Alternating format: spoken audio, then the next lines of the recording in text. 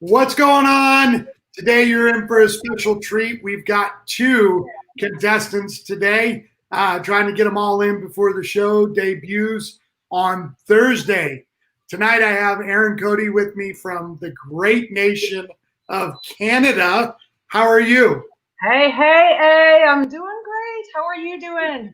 Doing well. So Awesome. I didn't get to meet you and spend a lot of time with you on the show. So Yeah. why don't you just go ahead and introduce yourself to my crowd? Let them know who you are, what part of beautiful Canada do you come from, and just give them a good introduction. Yeah, for sure. So my name is Erin Cody. I'm from Calgary, Alberta, Canada. And we live in a place where what we have is called Chinooks. Now, I'm not going to describe it too much, but in the winter, we get some nice warm weather, and we're starting to feel the winter air now. So it's getting a little chilly. Already. Yes, yeah. Fall is coming. I can feel it. Yeah. What is a Chinook for you guys? It's a helicopter for me, but what is it for you? It's a weather system. Basically, the weather comes in Calgary or Alberta is really the only place that has it.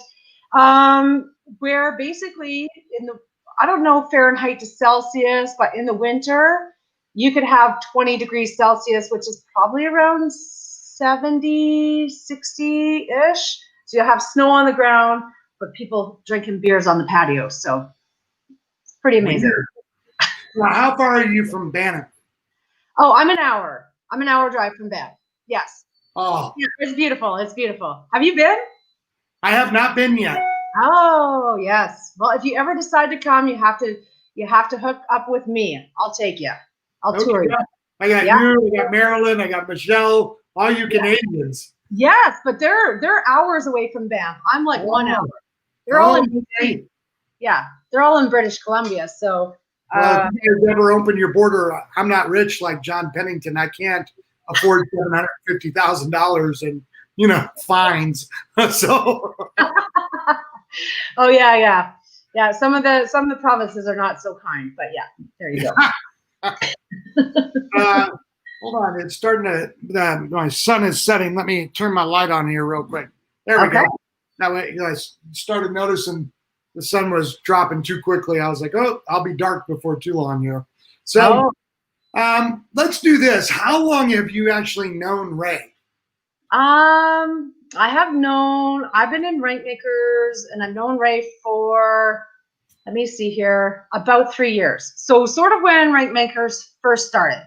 Oh, really? Yes. All right. So you've been with them almost since the beginning. Yeah, I remember looking at the amount of people in there. I'm like, wow, 3,000 people already, which is, obviously is far surpassed that by now. Right. Wow. Okay. So what do you think is the number one lesson that you've really taken away from being in Rankmakers? I think one of the biggest things really is learning to trust myself with trusting myself, if that makes any sense at all. But it's really like I've just learned a lot. It's so much self-development and so much confidence that I've gotten out of the whole Rankmakers experience, and really all the experiences that have involved Ray. I would say like the self-confidence and just blooming into a new me. It's been a lot of struggles, but it's been a lot of amazing discoveries about myself as well. Yeah, I'm sure. So I always find it really interesting for the people that have been a part of Rankmakers for any kind of length of time. Did you apply for season 1? No, I did not. Did you? I didn't even know about it. So I didn't know about it until after it had filmed and my buddy was on it. I was like, oh, I'll be on the next one. So that was about all I had. So what made you not apply for season 1, but then to turn around and apply just a couple of months later for season 2? Honestly, I think it's where I was in my life, in my emotions. So the first time it came around, I was like, as if I would ever get accepted to go on the show. And then round 2, I was like, you know what? Screw it. Why not? Why not me? So I applied. Okay. And I remember actually, I was on my way to conference with my business. I was in the airport. I'm going through the gate and I get this email that they want me on the show. And I'm like, holy crap. I'm at conference and now I'm going to be on a reality show. It was super cool. I loved it. Wow. Okay. That's interesting. All right. So when you were on True Day One, I refer to my day one as Day One Alpha. You were on Sunday. As you guys were loading up the van, long drive, 30, 45 minutes, what were you thinking? Like, are you talking on the way to filming? Yeah. Oh, I was thinking, holy crap, like, what is it going to be like? And who are these people? And hi, I'm Erin, hi. I was just nervous and excited. And I was like, I know you're like an MMA fighter, but I can imagine like just getting ready to go into the ring. That's how it was feeling. I was like, I'm going into labor. It's going to happen. Oh my God, it's happening. So, I mean, you had a lot of history with rank makers. So did you know other people in the room? I knew who some of the people were. And it was a little bit intimidating for sure. I was like, oh yeah, I know who this person is. And then of course, I watched season 1 before I went on season 2 and, saw some familiar faces there too. And I was like, okay, or knew of some familiar faces, I suppose. But yeah, it was a little intimidating going into the whole thing for sure. All right. So as you looked around the room on your day one, who did you think was the biggest threat to you winning the show? Oh, I would say day one, I don't know. There was Kelly Ray Light. I knew who she was from Rank Makers, and I knew what sort of energy she brought. So I was thinking she could be a pretty big contender. And then there was who else? I thought Ryan Pinnell was pretty good, who you interviewed earlier today. Yeah, those, and then I connected with some people on different levels and it was, I don't know. I would say those two probably. John Pennington.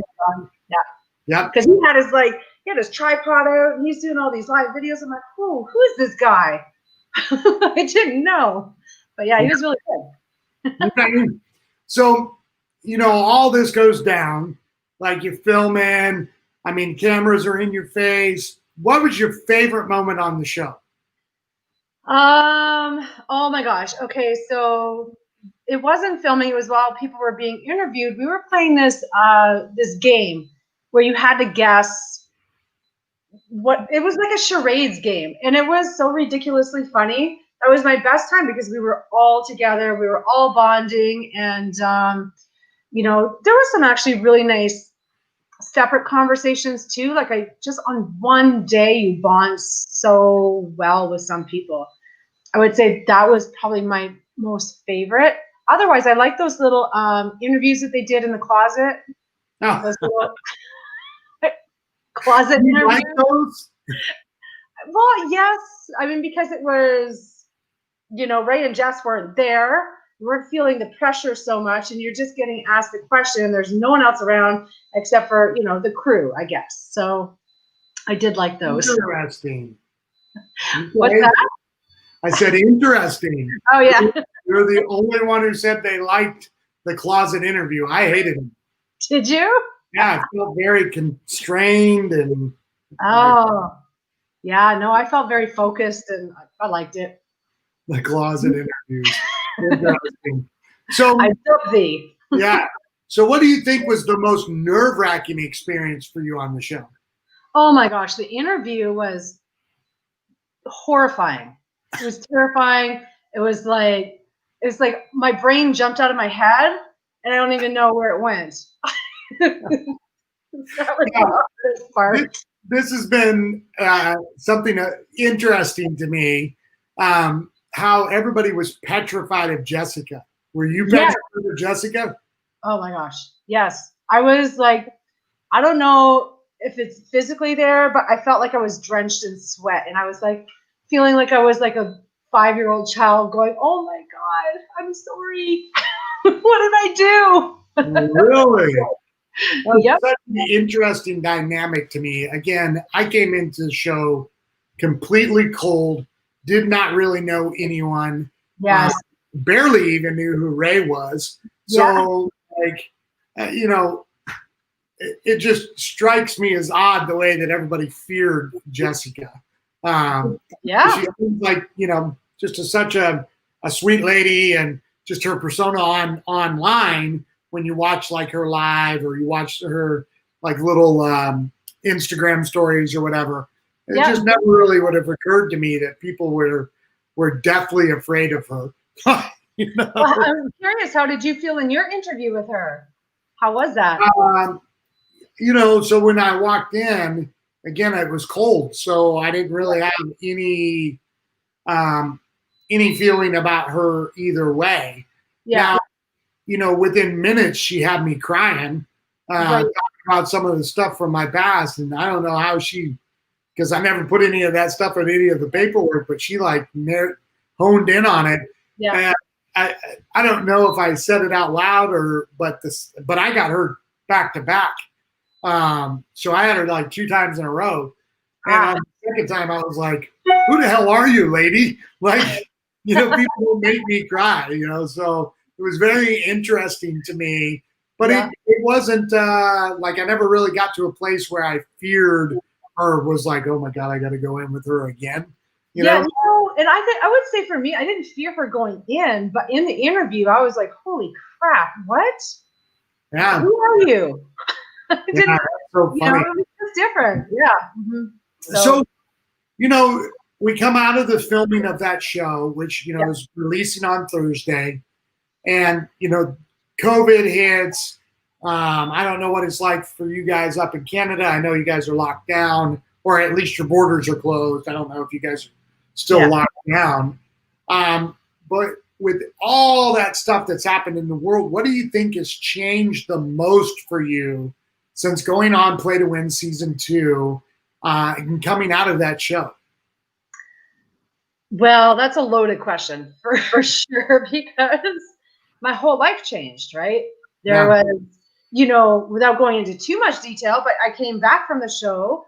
I got laid off, and then my marriage fell apart, and then now I'm happier than I've ever been in my life. So I can't pinpoint exactly, I can pinpoint a few things, but my life has changed and I'm not scared.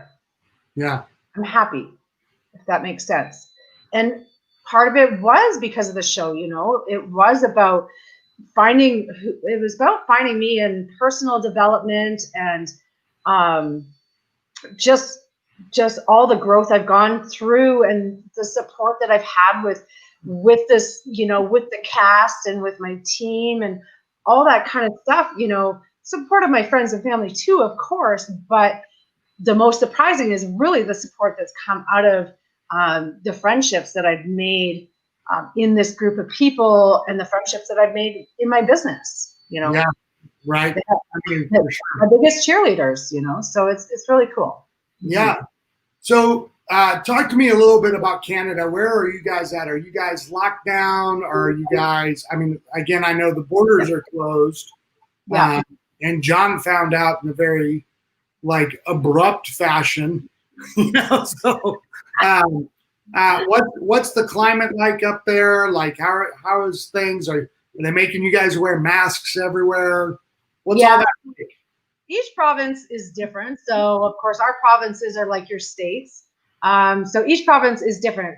Where I am in Alberta, you have to wear a face mask in public. So, going grocery shopping, we can go to the pubs. So it's, safely, socially distanced. They have plexiglass up if you're going out for a bite to eat. So you have to wear your mask out in Calgary. Not Alberta, in Calgary. Whereas we have a province or a town about 3 hours away where you don't have to wear masks. So it's different in every city and in every province. Like Alberta is not shut down. You can go through the provinces, but there are some provinces that are shut down. So everywhere is completely different, just depending on where the breakouts are. We don't have a ton here because our population isn't quite like it is in the United States. Sure. But I mean, we still have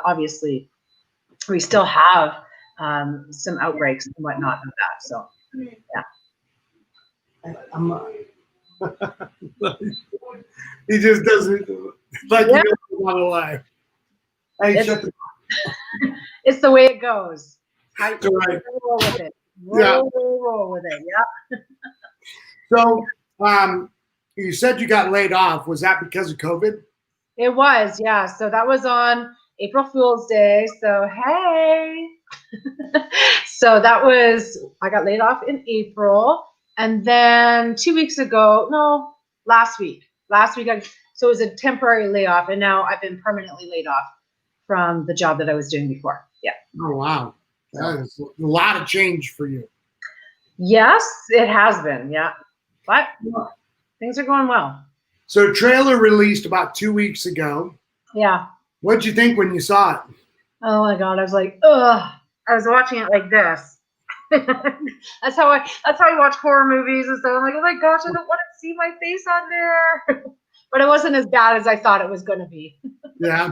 So, and then they started releasing pieces of people's interviews, and there you are with your from Canada. Yes.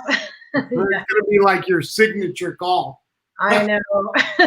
I'm a horrible singer, but you have to make it enjoyable for the rest of the crowd. So we have this private Facebook group for all the contestants where, we post whatever. And a lot of the people have been really nervous about the upcoming release of the show. What about you? Oh yeah, I'm nervous. I didn't like who I was at that time. As a person, I didn't like who I was and how I was showing up in life. So that's what makes me really nervous to see it.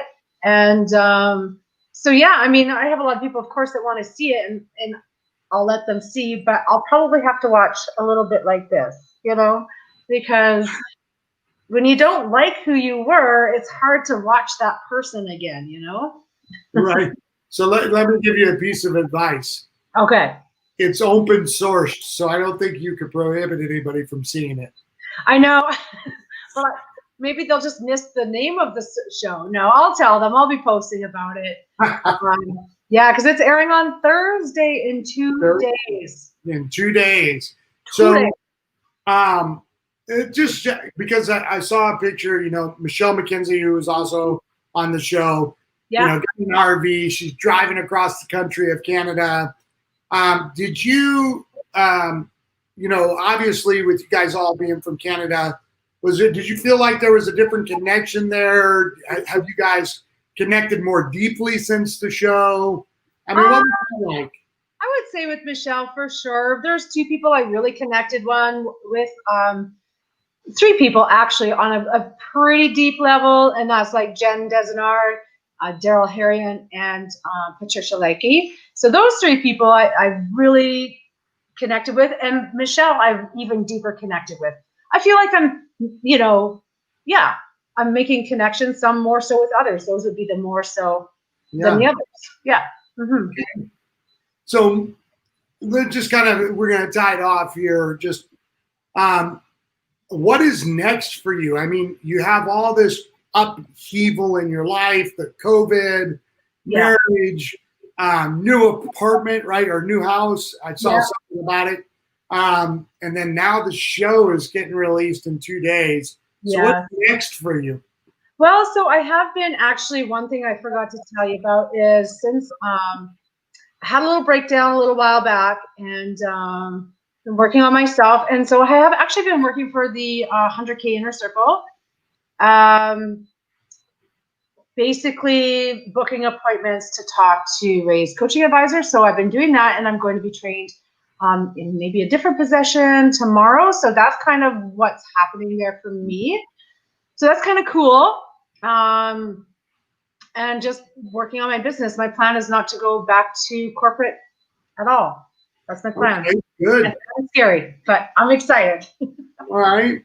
Yeah. Well, listen, you know, it's, I mean, if you took any one of those kind of things by itself, it's pretty traumatic. But you take COVID, losing your job, and then now going through the divorce and, you know, the reality show and the stress of all of that. And you've had all of this inside 6 months. Yeah. So even that you're on here tonight, you know, smiling and laughing and coherent. Like when I went through my divorce, I don't think I was coherent for 3 months.